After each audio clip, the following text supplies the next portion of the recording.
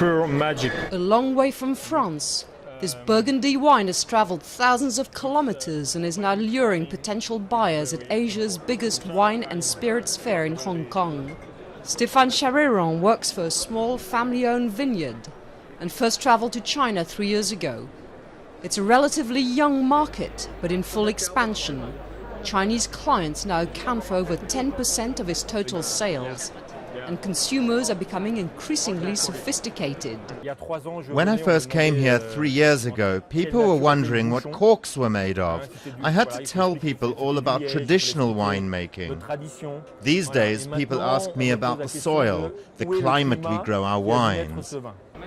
Asia is expected to account for more than half of worldwide growth in consumption by 2015. China leapt to 5th place of top wine-consuming nations last year, overtaking Britain.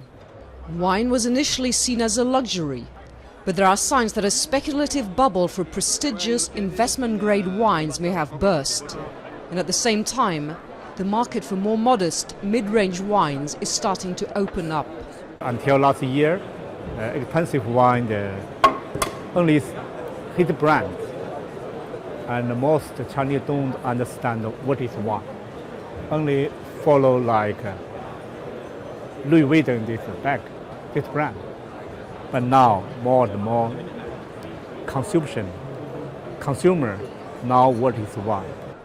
Producers of mid-range wines are now targeting China's rising middle class, and they hope to convince consumers that drinking wine is not just for the elite, that there is good wine at every price.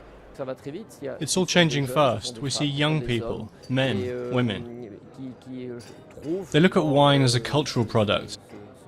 They appreciate its taste. Things are evolving and it's going up and up.